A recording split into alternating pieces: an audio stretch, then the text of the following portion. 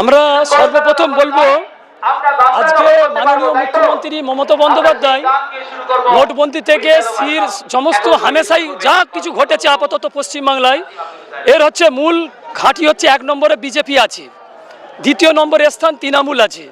তাহলে পশ্চিমবাংলায় আজকে নওশাদ সিদ্দিকী এসেছে ঠিক কথা, ইনি আমার কাছে বক্তব্য একটাই, আজকে পশ্চিমবাংলায় আমরা সির নিয়ে যেসব আলোচনা যেসব জায়গায় উত্তেজিত ভাঙচুর হয়েছে, জনসাধারণ জন্ম সার্টিফিকেট দিয়েও যেহেতু অ্যালাউ হয়নি তারপরে ভাঙচুর করেছে আমার ধারণা যেটা।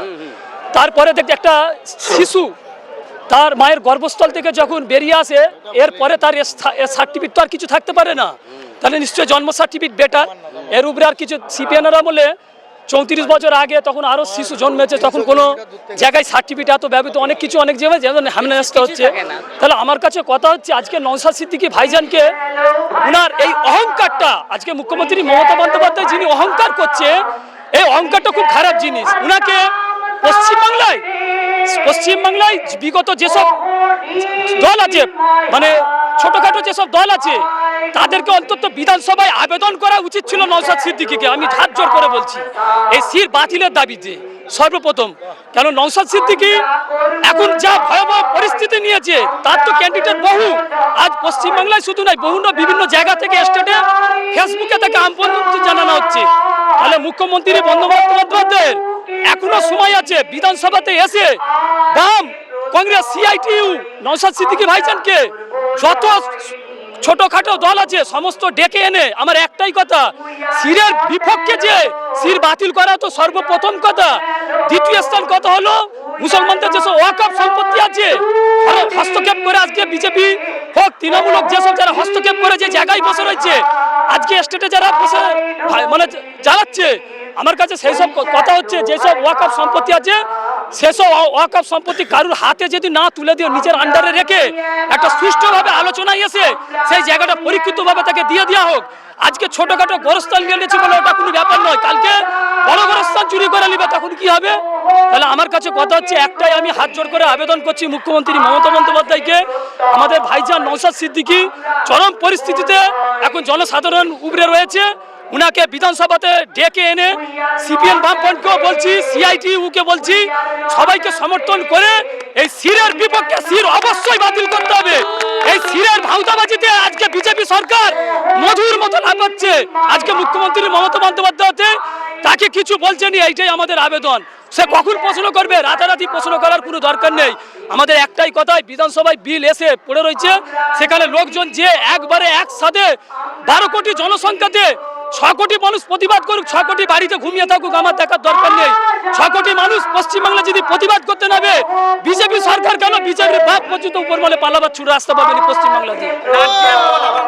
বলেন যে আমি বিজেপির প্রধান বিরোধী বলেছিলেন ওয়াকফ আন্দোলন ওয়াকফ বিলও পাস হতে দেব না, এসআইআরও আমি জীবিত থাকতে আমার মৃতদেহের উপর থেকে এসআইআর হবে, কিন্তু দুটোই তো হয়ে গেল, আটকাতে তো পারলো না। শুনুন একটা কথা বলছি, প্রকাশ্যে আমাদের নওশাদ সিদ্দিকী জনসভা করেছে, এখন ধরো মনে করো এইখানে 2 কোটি লোকের জনসমাবেশ আছে, এখন আমি মিডিয়াতে ভাইজানকে আপনাকেই প্রশ্ন করছি, আপনি এই যে এত সমাবেশে আপনার যদি মানবিকতা যদি আপনার জায়গাটা থাকেন, আপনি যদি মনে করেন যে আমার নওশাদ সিদ্দিকী ভাই ভালো, আপনি 2 কোটির জায়গায় 4 কোটি দেখাতে পারবেন মানবিকতার উত্তরে।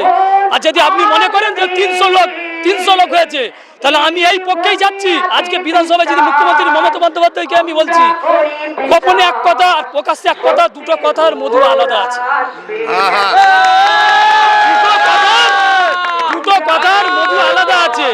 আমি প্রকাশ্যে যখন কোনো কাজ করতে হবে জনসাধারণকে যদি রাস্তায় নিয়ে যদি কাজ করি, পশ্চিমবাংলায় 12 কোটি জনসংখ্যা, 12-12.5 কোটি জনসংখ্যা, আমি সমস্ত 6 কোটি মানুষকে রেখে যদি 5 কোটি মানুষকে একবার ডাক দিব যে তোমরা বিজেপি আজকে এত বড় চক্রান্ত খেলছে, বিজেপি এত বড় ফিরিস্তি আমাদেরকে ই করছে, তোমরা সবাই বাড়ি দিয়ে বেরো তো, আজকে শহীদ মিনার ঘেরাও করবো, আজকে ওই জায়গায় ঘেরাও করবো, তাহলে আমরা নওশাদ সিদ্দিকীর ভাইজান এতগুলো যেতুন না, যেতাম তো। তাহলে আপনি 12 কোটি লোককে নিয়ে খেলবেন, আবার সেদিকে সে 12 কোটি লোককে নিয়েও খেলবে, তাহলে মুসলিম যে বিষ ছড়ানো হচ্ছে সাম্প্রদায়িক একটা হিংসা, তোমরা কি ওইটা নিয়ে বলো সম্প্রীতি? আমরা অবশ্যই আমাদের নওশাদ সিদ্দিকী ভাই সর্বপ্রথম যখন পার্টি ঘনিষ্ঠতা হয়েছে সেই থেকেই বলে যাচ্ছি একটা কথা, দলিত, মুচি, আদিবাসী সমস্ত জাতির পাশে আমরা আছি।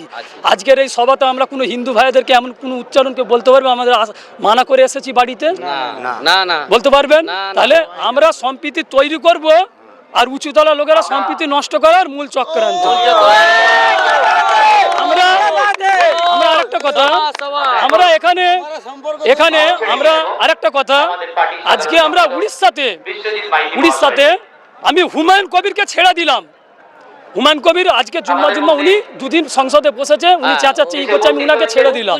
আমার একটা কথা সবসময়, আমার একটাই আবেদন, আজকে পশ্চিমবাংলাতে যারা বাসে করে, এই ধর্মতলা দিয়ে বাসে করে কাঠ মিস্ত্রি, রং মিস্ত্রি, খেটে খাওয়া যেসব পারিযায়িক শ্রমিকরা আজকে উড়িষ্যাতে কাজে করছে, উড়িষ্যা স্টেট কে চালাচ্ছে? বিজেপি। কদিন বসেছে? 1 বছর বসে। চলে 1 বছরে যদি 25 জন মারা যায়, আর 5 বছর থাকবে কত মারা যাবে, হিসাবটা আপনাকেই করছে। মারা যাবে।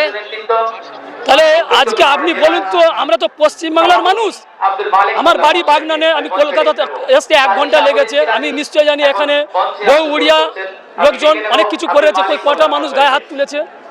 তাহলে স্টেটে বসে রয়েছে, উনারও বক্তব্য, উনি একটা ক্যাম্প তৈরি করুন, এই ধর্মতলা একটা ক্যাম্প তৈরি করুন, যারা যেসব কর্মচারীগুলো কাজে যাচ্ছে তাদের উপরে হেনস্থা হচ্ছে, ক্যাম্প তৈরি করুন, ক্যাম্পে যোগাযোগ ব্যবস্থাটা পরিচ্ছন্ন করে রাখলে ভালো হতো না? তাহলে শুধু ওখানে নয়, উড়িষ্যায় নয়, বিভিন্ন জায়গায় যেসব বিজেপি স্টেট চালাচ্ছে সেই সব জায়গা দিয়ে সাম্প্রদায়িক বিষ তো ছড়াচ্ছে, ওটা তো পরিষ্কার হয়ে গেছে। দ্বিতীয় কথা, তারা মানে নিরাপদে নেই। আজকে কিছুদিন আগে মুর্শিদাবাদের একটা ছেলে, আচ্ছা মুর্শিদাবাদে মসজিদ হচ্ছে, আমরা কোনো মুসলমান কেউ, এত মুসলমান এসেছি, শুধু আরো অনেক জাতি আছে, আমরা কোনোদিন বলেছি যে আমরা হুমায়ুন কবিরকে তাকে তুলে নিয়ে নাচছিলুন? না না। তাহলে উনি মসজিদ করেছে, উনার ব্যক্তিগত ব্যাপার কি করেছে আমরা ওই লাইনে যাবো না। কিন্তু উড়িষ্যাতে যারা পারিযায়িক শ্রমিক খেটে খাওয়া করছে তাদের উপরে হেনস্থা হচ্ছে কেন? তার দায় কে নিবে? ইনি পশ্চিমবাংলা সরকার স্টেট নিবে তো নাকি না হুমায়ুন কবির নিবে স্টেটটা? হ্যাঁ, তাহলে আমি এই কথাটাই বলতে চাইছি। হ্যাঁ, আরেকটা কথা, এখানে এই শহীদ মিনারে সকাল থেকে আমি এসেছি, ঘোরাঘুরি করছি, সমস্ত জাতির লোকেরা খাবার বিক্রি করছে। একটা আপনারা প্রমাণ করতে পারবেন কোনো জায়গাতে আক্রমণ হয়েছে খাবার বিক্রিটাকে? হ্যাঁ, এই কিছুক্ষণ পরেতে একজন ইডলি বিক্রি করছিল, ইডলি, তার পাতাটা জায়গায় জায়গায় ছিটে যাচ্ছে। আমাদেরই একজন ভাই তাকে বলছে, দাদা একটা বস্তা নিলে ভালো হতো। তাকে বলে দিল যে একটু আমাদের জনসংখ্যা বাড়ছে গো, তুমি একটু সরে দাঁড়াও, সেই কথাটাও উচ্চারণ করেনি। উনার ব্যক্তিগত ব্যাপারে, উনি ভিড় যখন হয়েছে, উনি ব্যক্তিগত ব্যাপারেই উনার মানবিক দেখে আপনি সরে গেলেন। আমরা বলি অন্য প্রসঙ্গে একটু আসি, কদিন আগে বারুইপুরে অভিষেক বন্দ্যোপাধ্যায় গেছিলেন, ভাঙড়ে ইতিমধ্যেই শওকত মোল্লার দায়িত্ব রয়েছে। অভিষেক বন্দ্যোপাধ্যায় গিয়ে বলে এসছে ভাঙড় আমার চাই, যেইভাবেই হোক। একদিকে শওকত মোল্লার সঙ্গে অভিষেক বন্দ্যোপাধ্যায়, এবার কি ভাঙড় লড়াইটা দিতে পারবে? শুনুন, শওকত মোল্লাও পারবে না, অভিষেকও পারবে না। অহংকারের পতন আছে, অহংকার প্রত্যেক ধর্মেতে লেখা আছে, অহংকারের একটা পতন আছে, সীমা থাকে। আমি একজনকে মারবো বলেছি আর মেরে দিয়া কি সমান হলো? না না না। আমি একজনকে এক্ষুনি মেরে দেবো, আর একজন কথা বলছি, একই সমান হলো বলে মনে হয়? না না। হ্যাঁ, তাহলে আজকে যিনি ওই ভাষাটা প্রয়োগ করেছে, আমার তো মতে, ব্যক্তিগত মতে বলা ভাষাটা ভালো নয়। যদি কেন বলো, এই কারণে যদি আমি মনে করি ভাঙরের মানুষ কেন, সমস্ত পশ্চিমবাংলার মানুষকে এটা হুমকি দেখানো হিসাব মতন।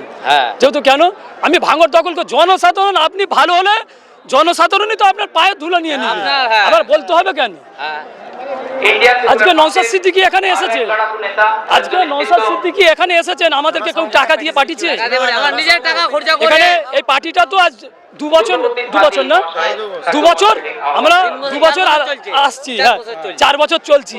4 বছরে কতটা উন্নত? কটা বিধানসভা? 294 বিধানসভায় একটা বিধানসভা। হ্যাঁ, নওশাদ সিদ্দিকী যেখানে মিটিং এ গেছে কোনো উত্তেজিত কথা হয়েছে? হ্যাঁ, তাহলে আমাদের সাথে উনাদের আকাশ পাতাল ফারাক হবে।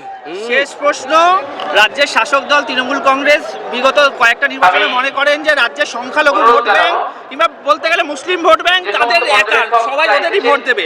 এবছর কি মুসলিম ভোট ব্যাংক তৃণমূলের সঙ্গে থাকবে? না, থাকবে না। আমাদের একটাই প্রশ্ন, আমি একটু আগে কিছুক্ষণ আগেই বলে দিয়েছি, জনসাধারণ এর এখন ব্যক্তিগত ব্যাপার, ভোট ব্যক্তিগত ব্যাপার। এখানে যে মানুষ এত নওশাদ সিদ্দিকের মিটিংয়ে এসেছে বলে আমি কাউকে বলে দেবো যে ভোটের সময় তো নওশাদ সিদ্দিকীকে ভোট দিবে,